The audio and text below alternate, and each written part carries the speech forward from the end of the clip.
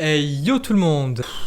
Encore une fois, c'est très compliqué, mais bon, allez, on va dire que le Barça a gagné 2-0. Qui aurait pu gagner 3-0 avec un but annulé de Antoine Griezmann, hein, on va dire que la technologie a fait son taf. Mais bon, perso, j'ai un très gros doute sur leur jeu de Semedo. Avant de commencer la vidéo sponsorisée par OneFootball, la meilleure application dans le foot qui est bien sûr gratuite. Et grâce à cette application, tu peux tout savoir tout en avance. Mercato, compo, blessures, résultats de match et bien sûr les rumeurs. Et évidemment mettre le Barça dans tes favoris pour ne rien louper. L'application est gratuite et bien sûr le lien est dans la description. Au dernier match, donc samedi dernier contre Mallorca, le Barça a gagné 4-0, mais la manière n'était pas forcément là, et moi j'avais retenu que le score, car je pense que pour un match de reprise, parce que le Barça n'avait pas joué depuis 3 mois, le principal c'était pas forcément la manière, c'était surtout de se rassurer en mettant le plus de buts possible. Et ce soir tu as joué contre les Ganes, la pire attaque de la Liga, et surtout l'avant-dernier, donc voilà, on peut se poser des questions, car encore une fois, le jeu n'était pas au rendez-vous. Braithwaite qui a retrouvé son ancien club, mais n'a pas joué. Dans les cages, comme d'habitude, c'était Ter Stegen, à droite Roberto, moi je pensais que ça allait être Semedo, qui est rentré par la suite et qui a proposé des très bonnes choses, vous connaissez mon avis depuis très longtemps.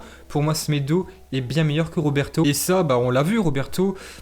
Je vais pas dire qu'il a pas bien joué, il a fait un match normal, mais il n'a rien fait, il n'a pas provoqué, n'a rien apporté. Et dès que Semedo est rentré, on a vu quand même une amélioration, une bonne différence. À gauche, c'était Firpo, vu que Jordi Alba était suspendu. C'était pas non plus un mauvais match, mais bon, rien de fou. La charnière centrale, c'était Piqué, l'anglais. Clément Langlais qui a fini sa suspension. Moi, perso, je voulais que la charnière centrale, c'était l'anglais Araujo, car la semaine dernière, Araujo a fait une bonne prestation, et moi, je pensais que c'était le bon moment pour le lancer et surtout confirmer, mais bon, je pense qu'il faudra encore patienter un petit moment pour voir cette charnière centrale. Au milieu, c'était Busquets, Rakitic et Arthur. Pour Busquets, rien d'extraordinaire à dire, il a fait un match normal qui a été remplacé par la suite par Vidal. Pour Rakitic, j'en ai marre, franchement, j'en ai marre, il n'a rien fait, il n'a pas fait un match catastrophique, mais il n'a rien apporté. Le Croate est bien gentil, je l'ai toujours dit, je le remercie énormément pour ce qu'il a fait au Barça, mais là c'est la fin. Avant, ce qui faisait sa force, c'était sa percussion, sa vision de jeu, mais là les jambes, elles sont plus là. Pour le Brésilien Arthur Melo, c'était un match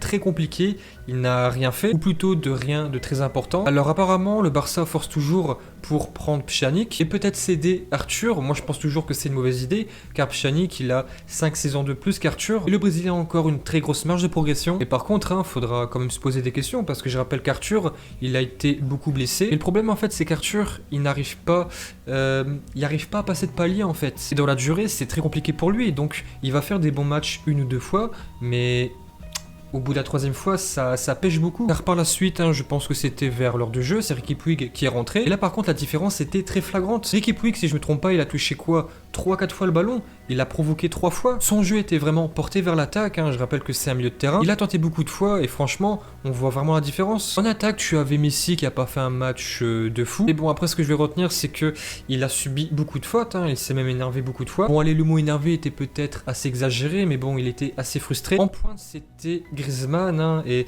c'est encore une déception. Alors ce que je vais retenir, c'est que, comme je l'ai dit auparavant, au tout début de la vidéo, il a marqué un but hors jeu, qui pour moi n'était pas hors jeu, mais moi ce que je vais retenir, c'est même pas but ou pas but, c'est que c'était une vraie action, une action construite, c'était Messi qui passe à Semedo, et Semedo qui la passe à Griezmann. Donc d'accord, allez, on va dire que le but n'était pas annulé, c'était un but normal, il avait plus qu'à pousser le ballon du pied droit, et je pense que ça lui fait quand même du bien moral. Je rappelle que Griezmann au dernier match contre Mallorca, il n'a rien fait, il a été remplacé à la 56e minute et était très frustré. Cette fois-ci, il a joué tout le match, donc dans un premier temps, il a été axial. Après, c'est Suarez qui est rentré à la place d'Ansu Fati, donc Griezmann a repris le couloir gauche, malheureusement pour lui. Car Antoine, sa meilleure place, c'est à droite, mais tant que Messi sera là, le poste d'attaquant droit ne sera pas pour lui. Et c'est dommage, parce que je pense que Griezmann, pour l'instant, il est dans une impasse très profonde. Et ensuite, en attaque, tu avais Ansu Fati qui a marqué le premier but de la partie. Ansu Fati, il a fait un bon match, mais moi, ce que je regrette, c'est qu'il a été remplacé par Suarez. Moi, honnêtement, je pense que Quique Setien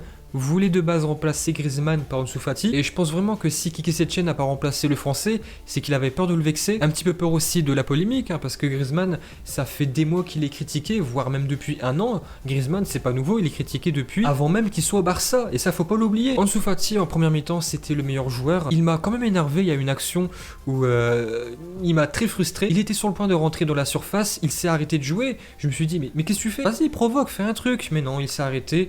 Je sais même plus ce qu'il a fait par la suite, je pense qu'il a passé la balle et après, rien du tout. Ce qui manque en fait au Barça, c'est cette magie, c'est une étincelle. Dribbler, provoquer, tenter des choses. Et ça, ce soir au Barça, je l'ai pas vu. Que ça soit Griezmann, Messi, Ansu Fati, etc. Ansu Fati l'a fait une ou deux fois, il a très bien fait. Et ensuite en deuxième mi-temps, comme j'ai dit avec Riqui Puig, on a vu une belle différence. Pour en revenir à Griezmann, dès la 7ème minute, j'ai eu un très gros malaise. Ansu Fati a tenté le 1-2 avec Griezmann, mais Griezmann n'a pas suivi l'action et dès à ce moment-là, je me suis dit ça va pas le faire, la connexion n'est pas là, que ça soit avec Ansu Fati, Suarez et Messi. Parce que Messi en fait, je vais pas dire qu'il veut pas jouer avec Griezmann, si il veut jouer avec lui, mais c'est pas naturel. Les 10 premières minutes, le Barça dominait, avait la possession, comme d'habitude, comme dans tout le match, mais la possession n'était pas stérile. Tu sentais que dès que le Barça avait le ballon, tu savais ce qu'ils voulaient faire, ils y arrivaient. Mais après ça s'est un petit peu dégradé, et franchement je me suis fait chier un très gros moment. Et je vous dis franchement, je me suis limite endormi, alors déjà que là je suis en train de débriefer le match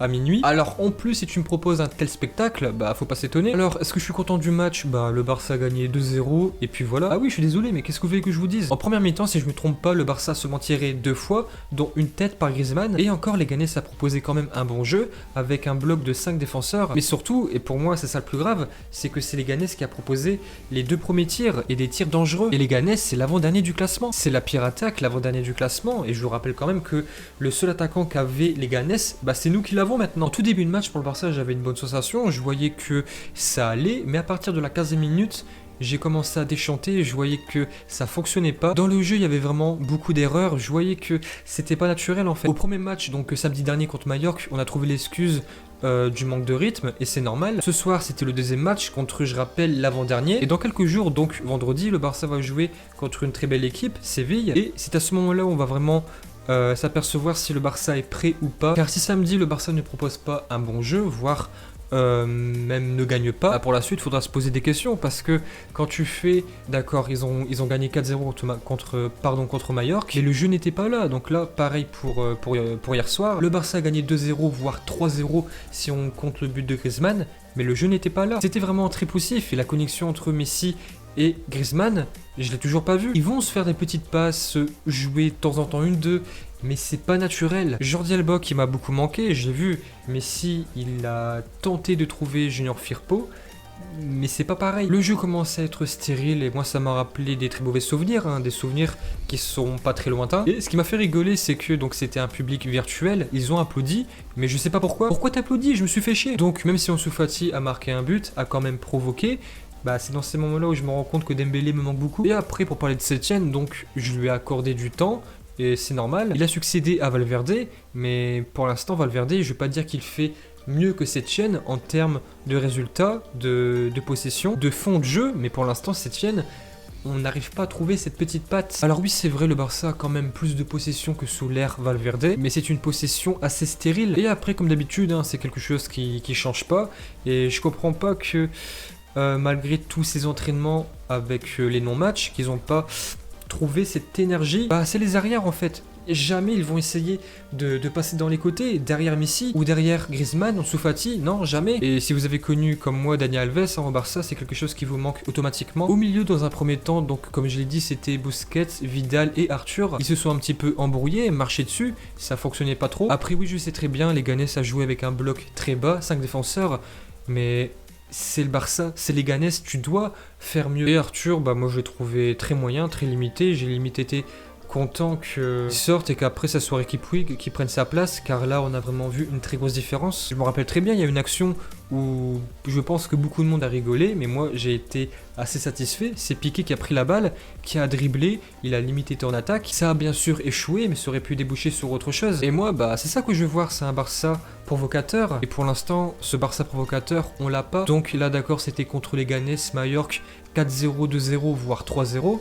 Mais quand ça sera le Real, Séville, Naples, bah ça sera pas suffisant. Ansu Fati a ouvert le score vers la 40e minute, mais franchement même là, j'étais pas forcément rassuré. Il y a eu du mieux et c'est normal, mais il y avait rien qui me disait allez, le Barça va dérouler. Et même pire pour moi, je répète pour moi, j'ai vu un Leganés qui arrivait à faire surface. Donc oui, bien sûr, après ils ont marqué un deuxième but, voire un troisième but, mais comme je l'ai déjà dit, et je pense que je vais encore le redire, c'est pas naturel. C'est des buts qui sortent un petit peu de nulle part, il y a rien de construit. Car le deuxième but, c'est Messi qui a marqué en penalty, il a dribblé un petit peu tout le monde, mais c'est lui qui a dribblé, il n'y a pas de fond de jeu. Mais après, ce qui m'a assez énervé, c'est que le Barça, quand ils essayaient d'accélérer le jeu, de faire des choses assez compliquées, qui pourtant partaient d'une bonne intention, c'était de sublimer le jeu, bah ça n'allait pas, ça échouait. Donc pour la suite, moi je suis assez, je vais pas dire pessimiste, mais je me pose des très grosses questions. Donc voilà, c'est tout pour aujourd'hui. J'espère que cette vidéo vous a plu. Et nous, on se dit à très bientôt. Yo tout le monde.